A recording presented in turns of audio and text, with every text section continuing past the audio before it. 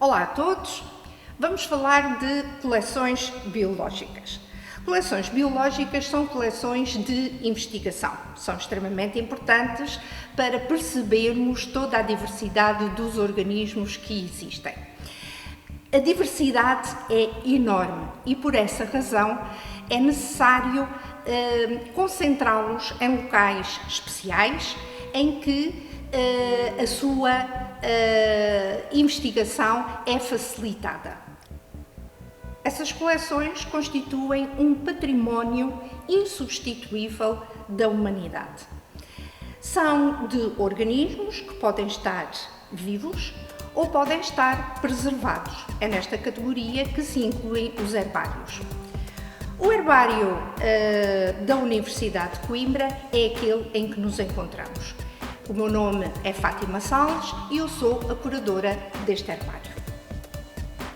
Existem cerca de 3.400 herbários a nível mundial que alojam cerca de, isto é um número enorme, de 400 milhões de exemplares. O maior herbário é o Herbário de Paris. E este herbário contém cerca de 800 mil exemplares. É o maior herbário português e um dos 5 grandes herbários localizados na região mediterrânica. Este herbário foi fundado por Júlio Henriques e podemos pôr uma data de 1880 para a sua fundação, mas a nível mundial os herbários têm vindo a ser constituídos desde há séculos e aí os expedicionários colocam as plantas que colhem durante as suas deambulações pelo mundo e vão constituindo realmente estas coleções que atingem hoje números de exemplares extraordinários. Os herbários inicialmente eram encadernados. As plantas eram colocadas em folhas de papel e eram encadernados como livros. Temos aqui um exemplar desse tipo de organização, bastante antigo, do início do século XIX, e como podem ver é difícil fazer a comparação entre vários exemplares.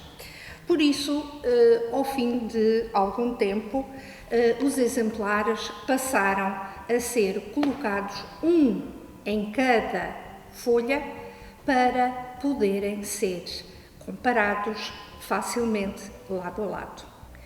Este é um exemplar que demonstra exatamente isso. Na realidade, é o exemplar que foi até agora encontrado como o mais antigo do herbário de 1779 e foi colhido em França. Como o próprio nome indica, um herbário aloja plantas, mas não só plantas, aloja também fungos, líquenes e algumas algas que não entram na categoria planta. Vamos ver aqui, por exemplo, estes fungos que foram trazidos para o herbário de Coimbra a partir de um colégio jesuíta, o Colégio de São Fiel. Este exemplar foi colhido no princípio do século XX e foi acondicionado nesta pequena caixa de fósforos da altura, por especialistas que na altura eram os pioneiros do estudo destes organismos. Os fungos foram os primeiros organismos a sair da água e a conquistar as terras emersas. Era um ambiente extremamente agreste e difícil e, em breve, eles se foram associar a outros organismos nessa conquista. Mas já vamos ver esses outros organismos, porque um herbário, e o herbário da Universidade de Coimbra, possui exemplares de todos eles e de todo o mundo. Vamos ver agora aqui uma curiosidade extremamente interessante. Passamos ao grupo das algas. As algas são organismos aquáticos. Temos aqui exemplares que reconhecem facilmente como sendo algas. Não são muito difíceis de preparar, mas temos aqui um outro que realmente mais parece uma pedra calcária do que uma alga. Uma alga coralina, é de uma coleção extremamente interessante que foi colhida na Noruega, e isto que parece uma pedra, aliás, vê que todo o aspecto, o som, tudo é realmente de calcário, é estudado com muito cuidado, fazendo cortes extremamente finos, e temos tido cá uma investigadora espanhola a fazer o estudo desta coleção, que é extremamente importante. A alteração da temperatura da água do mar tem vindo a alterar a forma de deposição destes cristais. E estas algas foram colhidas no século XIX, de maneira que a sua investigação e comparação com as atuais é extremamente importante do ponto de vista das alterações climáticas. Na conquista das terras imersas, os fungos foram realmente os pioneiros, mas foram-se associar a algas e então formaram organismos absolutamente fantásticos, uma associação a que damos o nome de líquens, e também possuímos líquens. Vamos ver aqui os líquens, um exemplar curioso. Os líquens são associações simbióticas entre algas e fungos, e temos aqui um exemplar muito interessante.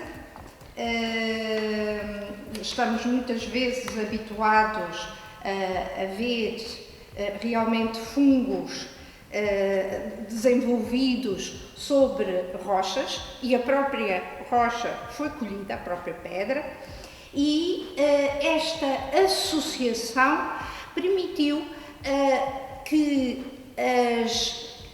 os organismos vivos fossem conquistando as terras imersas, as suas secreções ácidas fossem degradando as rochas, preparando o caminho para a entrada nessas terras de plantas mais frágeis e que necessitavam realmente de outro tipo de nutrientes. Este exemplar é da Groenlândia, aliás, é português, e este aqui foi colhido por um investigador Velvich e foi colhido em Angola. Isto mostra também a variedade de locais em que todo este herbário colheu diretamente ou por intermédio de colaboradores a nível mundial, foi colhendo os seus materiais. Continuando, os organismos foram se tornando cada vez mais sofisticados, foram podendo conquistar realmente as terras emersas, tornando-se mais desenvolvidos, adquirindo o hábito ereto, e acabam por aparecer fetos que não eram do género, do tipo morfológico dos fetos que nós hoje conhecemos. Estes já são fetos modernos. mas de qualquer maneira já eram organismos vegetais, fotossintéticos, eretos, longe da água e, portanto, com uma certa capacidade para lutar contra a dessecação. Temos aqui um exemplar extremamente interessante, cuja proveniência é Java, uma ilha da Indonésia, e é exatamente nessa zona no oeste asiático que se encontra a sua distribuição, e é um feto extremamente primitivo dentro dos fetos mais modernos que hoje existem. Apresenta uns soros muito particulares, parecem umas pequenas caixinhas de joias antigas que abrem assim. É um feto muito interessante e provavelmente mais parecido com uma silva do que propriamente com um feto.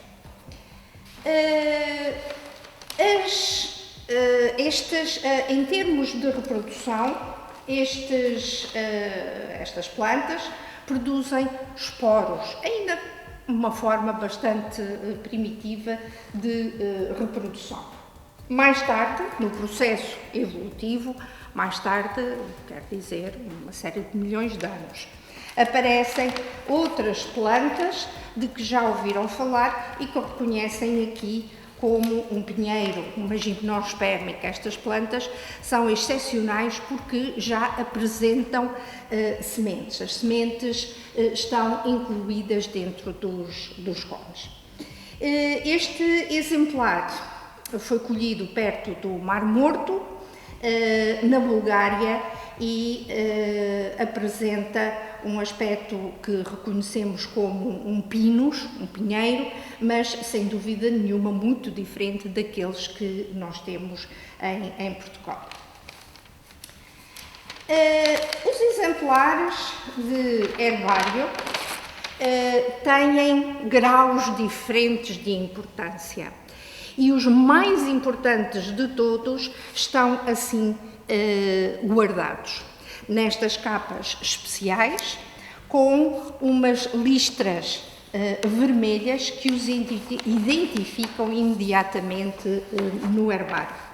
No caso de haver algum problema, de haver uma catástrofe, de haver um incêndio, de haver uma guerra, e isso infelizmente já aconteceu na história. O maior herbário a nível mundial não era o de Paris, era o de Berlim, que foi destruído na Segunda Guerra Mundial. E estes exemplares são tão importantes porquê? Porque é com base neles que se descrevem novas espécies para a ciência, e eles têm que ficar alojados para sempre como testemunho do que significa aquela espécie. Este é um desses exemplares e a sua destruição é irreparável. Isso realmente aconteceu com muitos exemplares já, e Coimbra tem, enfim, o orgulho de poder dizer que tem muitos duplicados desses materiais que foram destruídos em Berlim e que trata deles religiosamente, porque são realmente muito importantes. Este foi colhido por John Gosweiler, em Angola, um suíço que trabalhou ao serviço do governo português e que colheu este material que mais tarde foi reconhecido como uma espécie nova para a ciência.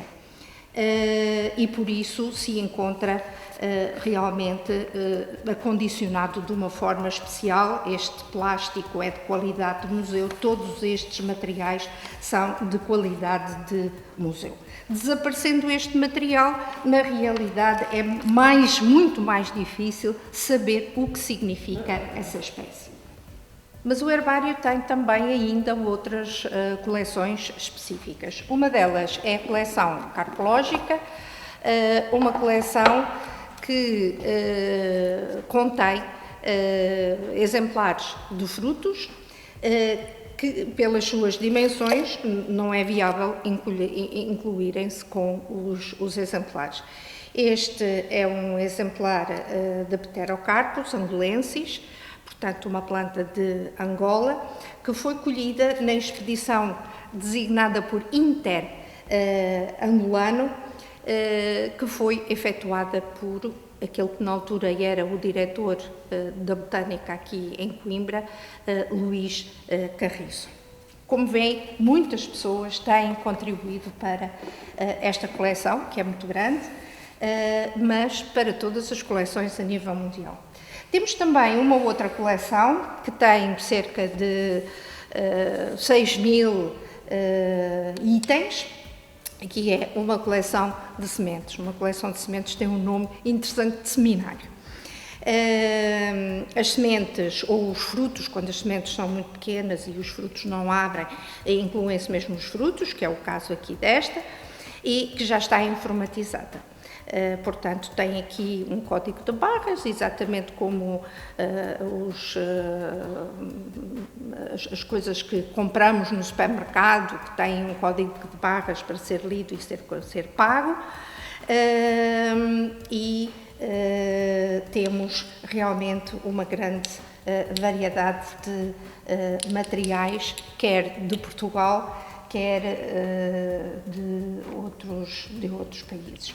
Por exemplo, estas sementes são de acácia, uma espécie que é invasora em Portugal e originária da Austrália, e é muito importante que se reconheçam num solo estas sementes para que realmente se perceba o que é que vai germinar nesse solo. E às vezes são quantidades absolutamente extraordinárias, e daí ser uma invasão bastante grande. Aqui temos de papoila, da papoila comum, em que as sementes são pequeníssimas.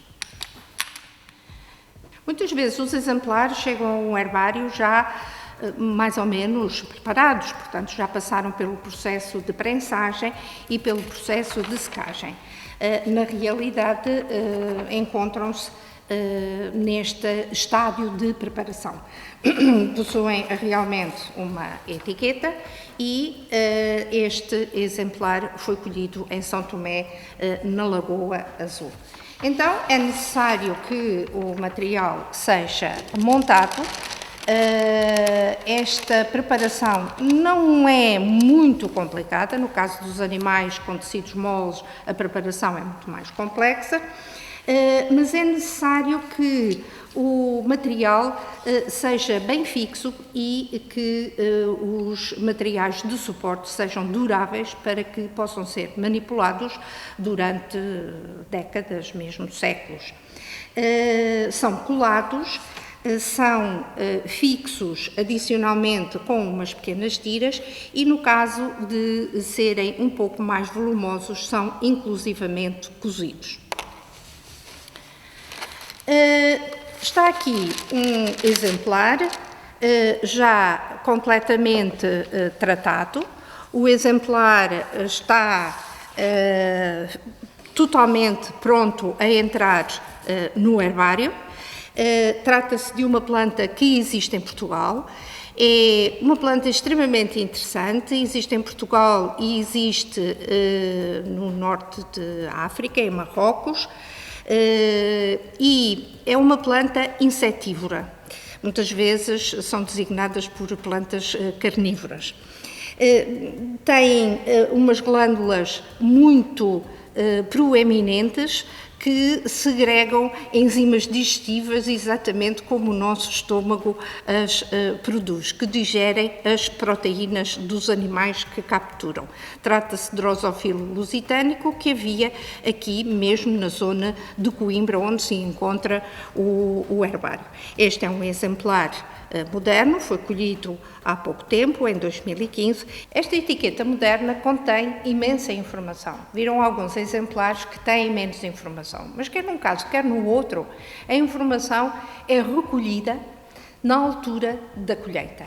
E sem esta informação, um exemplar não pode fazer parte de uma coleção biológica. Esta informação é fundamental. O local de colheita, a data da colheita e características que têm a ver com o habitat.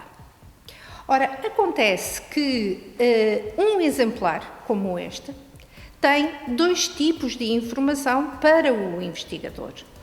Tem a informação ligada à própria planta, a sua morfologia, os seus caracteres anatómicos que podem ser estudados com estes exemplares, inclusivamente o seu DNA, a morfologia da flor, a sua química até, os seus grãos de pólen, com várias técnicas modernas, tudo isto pode ser investigado. Isto é um tipo de informação e depois temos o outro tipo de informação, que é aquela que está contida na etiqueta. Quer um tipo de informação, quer o outro, são absolutamente fundamentais para a investigação das plantas. Venham comigo e eu vou-vos falar sobre a importância de investigar as plantas, a importância das plantas e mais, a importância de acelerar o estudo da diversidade vegetal.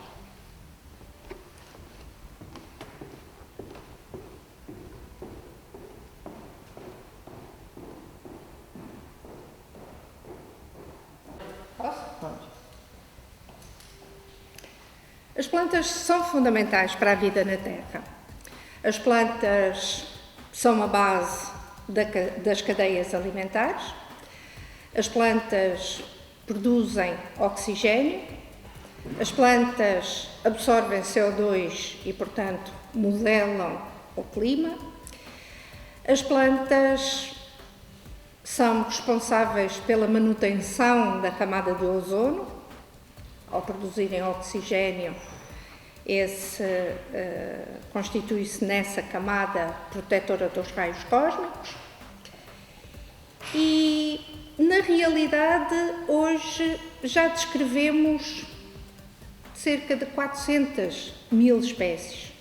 400 mil, mas um quarto está ameaçada.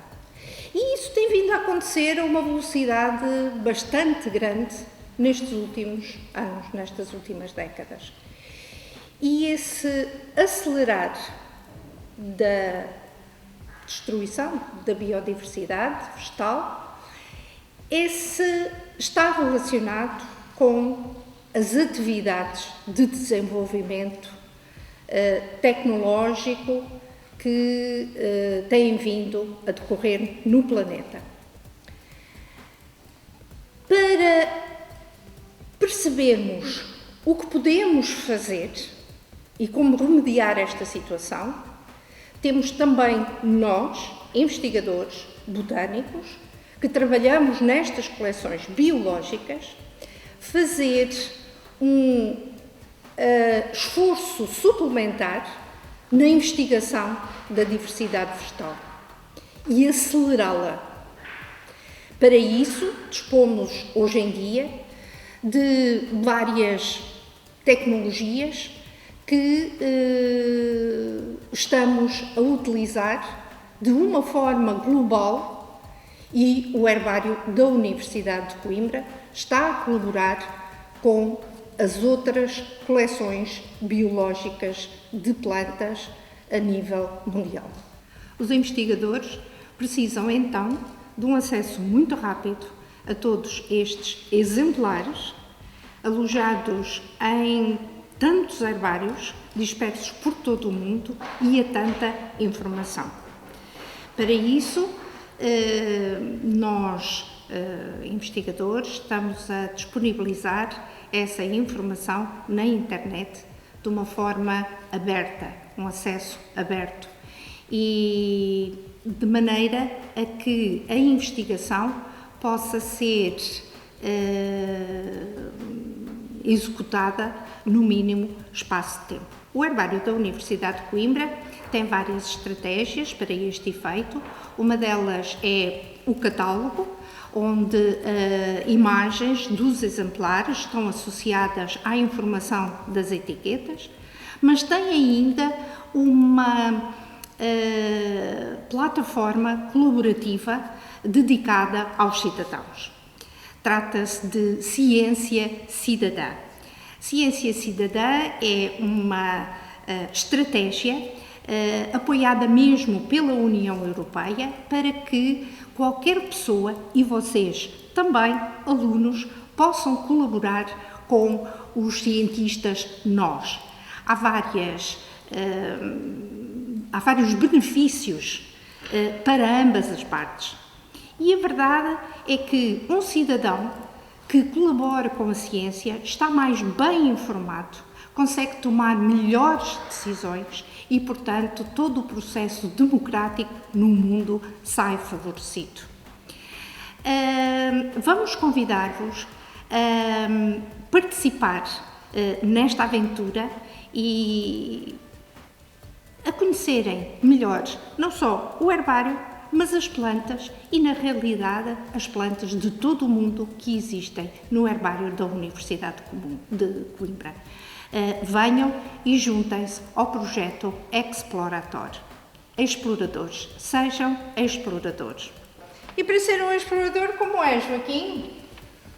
É muito simples, basta aceder a coicatalog.oc.pt/explorator, escolher um projeto e contribuir transcrevendo as etiquetas de acordo com as instruções que são fornecidas pela plataforma.